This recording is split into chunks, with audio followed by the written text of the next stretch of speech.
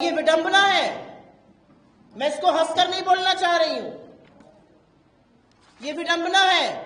सांसद जी का कुत्ता खो गया था, सारे जिले का पुलिस और प्रशासन जुट गया, कुत्ता मिल गया। मुझे कुत्तों से बहुत प्यार है, खुशी हुई मिल गया। लेकिन इसी तल्लीनता से, इसी प्रतिबद्धता से काश आप बिहार के बच्चों को, बिहार की महिलाओं को, बिहार के युवाओं को, बिहार के कारोबारियों को बचा पाते। मुझे कोई आपत्ति नहीं है, कुत्ता मिल गया, अच्छी बात है। लेकिन सारा प्रशासन जुट गया तो कुत्ता मिल गया। क्या प्रशासन कारोबारियों के लिए नहीं है? क्या प्रशासन महिलाओं के लिए नहीं है? क्या लेकिन मैं सिलसिलेवार तरीके से कुछ घटनाओं का जिक्र इसलिए करना चाहती हूं क्योंकि ये एक पिक्चर दिखा रहा है बिहार की। ये दिखा रहा है बिहार में दिन दहाड़े क्या हो रहा है। न बच्चे सुरक्षित है, न महिलाएं सुरक्षित है, और न कारोबारी सुरक्षित है। हम इस मंच से कई बार बेरोजगारी पर, पलायन पर आवाज उठा चुके हैं। कौन करेगा आखिर निवेश? जो नौकरी बनाने वाले लोग हैं, जो धंधा पानी करने वाले लोग हैं, अगर उन कारोबारियों को चुन चुन के मारा जाएगा और सरकार हाथ पर हाथ धरे बैठी रहेगी और दिन दहाड़े बिहार में रक्त रंजन होगा, लहूलुहान होंगी यहाँ की सड़कें, तो कौन आकर करेगा निवेश? 25 का ये वर्ष है। आजादी के 7 दशकों से ज्यादा बीत चुके हैं और आज भी दिन दहाड़े हत्याओं का सिलसिला बिहार में जारी है। असलियत यह है कि बिहार की हत्याओं से यह देश दहला हुआ है। और बिहार में न सिर्फ कारोबारियों की, जिस पर अभी मैं विस्तृत चर्चा करूंगी, लेकिन जो महिलाओं के साथ हो रहा है। मैं बोल नहीं सकती हूं कि जब मैंने मुजफ्फरपुर की उस खबर का पढ़ा जहां पर 20 चाकू एक बेटी को मारे गए और वो 8 घंटे तक अस्पताल के बाहर पटना में इंतजार करती रही इलाज का और उसने दम तोड़ दिया, क्या बीती होगी इस देश की आधी आबादी पर? क्या यह देश महिलाओं का नहीं है? क्या यह देश आपकी बेटियों का, आपकी बहनों का, आपके घर की महिलाओं का नहीं है? क्या यह प्रदेश सिर्फ और सिर्फ गुंडा राज में आगे रहेगा? लेकिन मैं सिलसिलेवार तरीके से कुछ घटनाओं का जिक्र इसलिए करना चाहती हूं क्योंकि ये एक पिक्चर दिखा रहा है बिहार की। ये दिखा रहा है बिहार में दिन दहाड़े क्या हो रहा है। न बच्चे सुरक्षित है, न महिलाएं सुरक्षित है, और न कारोबारी सुरक्षित है। हम इस मंच से कई बार बेरोजगारी पर, पलायन पर आवाज उठा चुके हैं। कौन करेगा आखिर निवेश?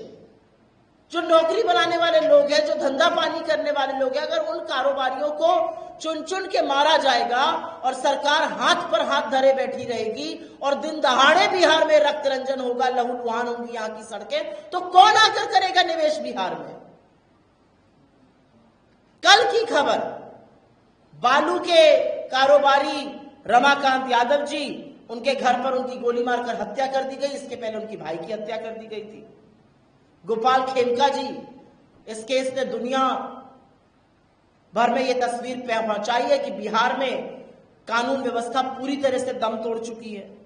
मगध अस्पताल के मालिक, जिस तरह से उनकी गोली मारकर हत्या हुई और उससे पहले उनके बेटे की हुई थी। अंजनी सिंह जी, पटना के जमीनी कारोबारी, उनकी जिस तरह से रात में बदमाशों ने गोली मार के हत्या कर दी और हाईटेक हथियार लेकर अपराधी चल रहे हैं। कोई चेक करने वाला नहीं है बिहार में। कहां से आ रहे हैं अपराध? कौन सप्लाई कर रहा है? बिहार के हर व्यक्ति को लाइन में लगा दिया है। अपना प्रमाण पत्र दिखाओ, अपनी पहचान दिखाओ, अपनी नागरिकता सिद्ध करो। लेकिन अपराधी बेधड़क है, अपराधी बेखौफ है। अपराधियों के पास हथियार कहां से आ रहे हैं ये पता ही नहीं है। रजी अहमद उर्फ नन्नू मियां, मालेगांव के रहने वाले जमीन कारोबारी, उनकी हत्या। विनय गुप्ता जी, किराना व्यवसायी, नवगछिया बाजार में उनकी गोली मारकर हत्या। रमेश चंद्रा जी, मार्च में मुजफ्फरपुर में मिट्टी के कारोबारी, उनकी गोली मारकर हत्या कर दी गई। संजय अग्रवाल जी, नामी ज्वेलर थे, उनकी दर्दनाक मौत हुई क्योंकि गोलियों से उनको भून दिया गया था। सुरभि, जो एशिया अस्पताल की संचालिका थी, उनके चेंबर में घुसकर उनको गोली मारी गई। विनोद मेहता, भागलपुर के जो कपड़ा कारोबारी थे, उनकी नृशंस हत्या हुई। और ADG law and order, Bihar का जो सर्वोच्च पद पे बैठे हुए पुलिस आला कमान है, उनके सामने पटना में बोरिंग कैनाल में दिन दहाड़े 8 राउंड फायरिंग के होते हैं और पटना की सरकार, बिहार की सरकार सुई टपक सन्नाटा, कोई कुछ कहने वाला ही नहीं है। इस तरह से अपराध है, इस तरह से रक्त रंजन है, इस तरह से लहू बहाया जा रहा है, कोई कहने वाला नहीं है। एक दिन नहीं बीतता है जब बिहार के अखबार में किसी बच्ची का रेप, किसी बच्ची की हत्या, किसी छोटे बच्चों के साथ कुकर्म सामने नहीं आते। और ये मैं नहीं बोल रही, ये मोदी जी कह रहे हैं बिहार के मामले में, क्योंकि ये मोदी सरकार की एनसीआरबी के आंकड़े कोट कर रही हूं आपको, ये कांग्रेस दफ्तर में रिसर्च के आंकड़े नहीं है, ये केंद्र की एजेंसी एनसीआरबी के आंकड़े हैं। और वो पूरी तरह से साफ है कि 2006 से 2022 के बीच में बिहार में क्या हुआ है। 2022 से लेकर 2022 के बीच में 323% वृद्धि हुई है अपराध के मामलों में। इसका संज्ञान कौन लेगा, इसका जवाब कौन देगा? सुशासन बाबू का जो ओढ़े रहते थे उस पर कौन जवाब देगा? बिहार राज्य उत्तर प्रदेश के बाद हत्या के मामलों में दूसरे नंबर पर है। हत्या की कोशिश के मामले में बिहार पूरे देश में दूसरे नंबर पे है। बिहार में हत्या, बलात्कार, अपहरण, फिरौती, डकैती के मामले 200% से ज्यादा बढ़े हैं। महिला अपराध, और इसके बारे में भी मैंने चर्चा की थी, 336% की वृद्धि हुई है इस दौरान। और इनमें से 1,17,000 से ज्यादा मामले आज भी अदालतों में लंबित हैं। महिलाओं का सम्मान खोखले दावों से नहीं होता है, उनको सुरक्षित रखकर होता है। महिला अपहरण में 1000% से ज्यादा की वृद्धि। बच्चों के विरुद्ध अपराध में करीब 62,000 से ज्यादा बच्चे कुकर्म और दुष्कर्म का शिकार हुए। दलित उत्पीड़न के मामले में बिहार इस देश में नंबर 2 पर है। तो ना आप महिलाओं को सुरक्षित रख पा रहे हैं, ना बच्चों को रख पा रहे हैं, ना कारोबारियों को रख पा रहे हैं, ना दलित, पिछड़े, आदिवासियों को सुरक्षित रख पा रहे हैं। आप सुरक्षित किसको रख रहे हैं? आपके राज्य में सबसे सुरक्षित वो जघन्य अपराधी है जो आपके साथ मिलकर ये कर रहा है, आपके संरक्षण के चलते ये कर रहा है।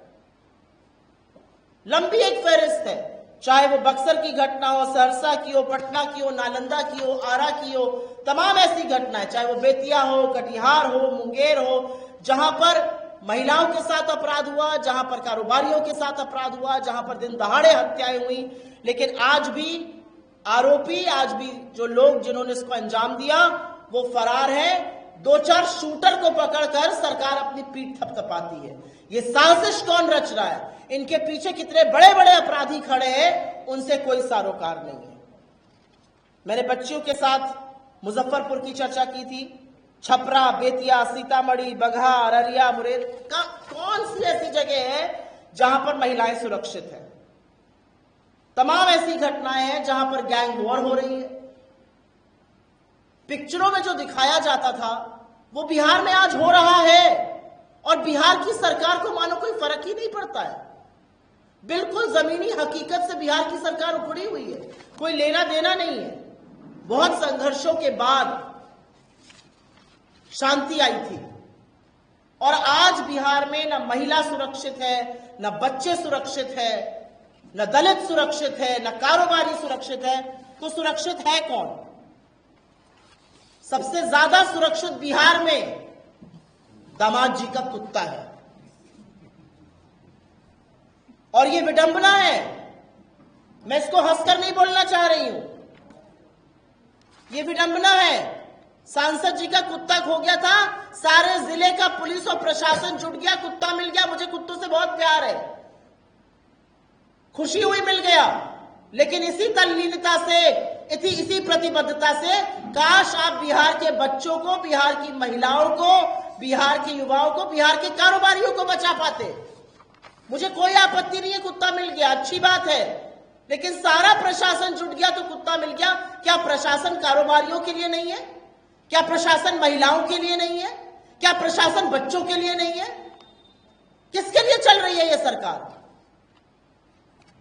ये सरकार कुछ दामादों के लिए चल रही है जिनकी आयोगों में भर्ती है, जिनके कुत्ते खो जाते हैं। ये सरकार उनके लिए चल रही है जो कि लगातार अपराध कर रहे हैं, उनको संरक्षण मिल रहा है, वो दूसरा अपराध करते हैं, क्योंकि सरकार शूटर को पकड़कर अपनी पीठ थपथपाती है। अभी जब मैं बोल रही हूं तो मुझे ये संज्ञान में ला रहे हैं कि आज बीती हुई रात को पटना में किराना कारोबारी की गोली मारकर हत्या कर दी गई। पटना बिहार की राजधानी है और पटना की सड़कों पर गोलियां ऐसे चल रही हैं जैसे बच्चे कॉल ऑफ ड्यूटी गेम खेल रहे हो वीडियो पे। ये कैसे स्वीकार्य है और ये कैसे माना जा सकता है? और सुशासन की जो बात करते हैं वो बताएं कि बिहार जो है वो अपराध और रक्त रंजन से क्यों भर चुका है। सीधी बात यह है, आप लोगों के सवाल का इन दो मुद्दों पर मैं स्वागत करती हूं।